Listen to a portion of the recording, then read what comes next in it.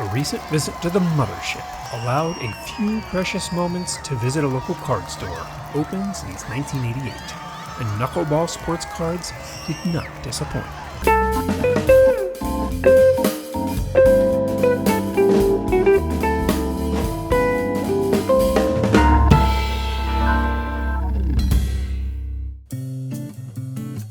Located in Horsham, Pennsylvania, less than an hour's drive from Citizens Bank Park, I was hoping for a treasure trove of vintage Phillies cards.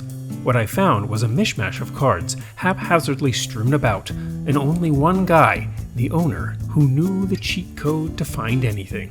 The cases were full of vintage baseball and football, a good deal of Phillies cards, but nothing super old or rare, and full set after full set, some in albums, some in boxes. This store bought a lot of cards, but didn't seem to do much organizing afterwards, it seemed. Asking if he had any old stuff, hoping for some T207s or American caramels. He came back with 1951 Burke Ross cards. Our conception of old stuff was off by about 50 years, but that's fine. The Richie Ashburn was in fine shape, so I set it aside to dig through some boxes and decide whether I wanted to buy it. They had the 2025 Topps team set, which I was intending to buy at the stadium anyway, for only $10. At the stadium, it's $15 plus tax. Here, it was $10 cash. This shop was already saving me money. An all Phillies box had 4 of the 2002 Topps traded cards in them. If you know, you know. This Giambi is a bugger to find, along with more than 100 other short-printed cards from 2002 Topps traded. There were 4 traded cards from that year, including the short-printed Giambi, so I threw them in the pile. Phillies cards picked through, I bellied up to a Hall of Fame box marked 12 for $10. 83 cents a card for vintage Hall of Famers can be a great deal. So through idle chit-chat about how this Phillies fan ended up in Arkansas and other baseball card small talk, I picked out a few gems, like an 84 Sandberg, a couple of Seavers, Dave Parker and Jim Cott from 1976, Rod Carew and Reggie Jackson from 1980, and others. If I find vintage Hall of Famers for under $1, I buy them. That's a rule, and one that has served me well over the years. I thought I was done.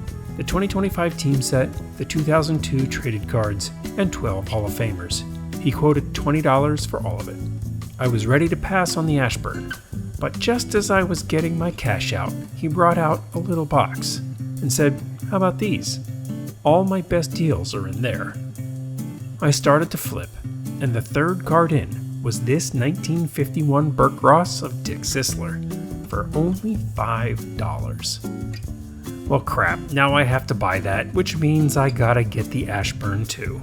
So I began a second pile, to which I quickly added this 1953 Bazooka Gum all-time greats card of Grover Cleveland Alexander, in absolutely mint condition. Just a touch off center, but the edges, the corners, the surface were just flawless. I set that aside with the 2 Burke Ross cards.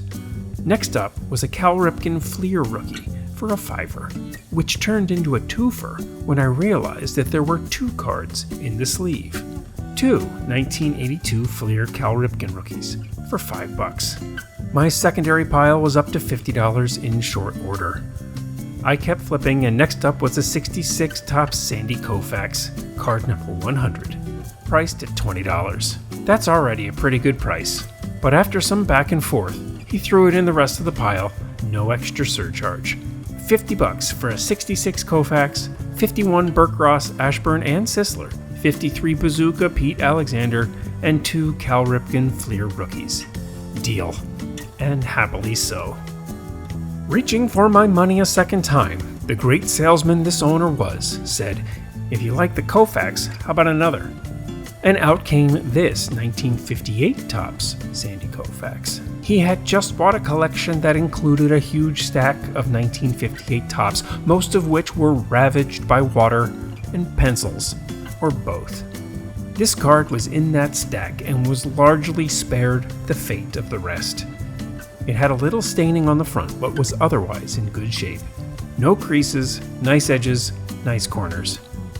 Now I'm a Phillies collector through and through, but when vintage Hall of Famers come up at amazing prices, I usually take the deal and sock them away for the future. So we went back and forth, and he made me an offer I couldn't refuse for a 58 Koufax. I likely don't keep this card long term, and will probably combine it with the 66 card at the upcoming National for a trade on some Phillies cards. We'll see. In either case, I'll have both with me in Chicago. In all, I spent about an hour in Knuckleball Sports Cards in Horsham, Pennsylvania. The owner was friendly and knowledgeable, and most importantly, reasonable in the pricing of his non-graded cards. I left his shop thinking that this was exactly the type of shop I'd like to buy one day and operate in cardboard bliss. If you're ever in the Philadelphia area, check out his store. Tell him that Phillies guy sent you. And be sure to ask for the little box with his best deals. You'll thank me. Thanks for watching. Help support the channel with the purchase of custom-designed card box dividers. Email me at philliesbaseballcards@gmail.com to start the conversation.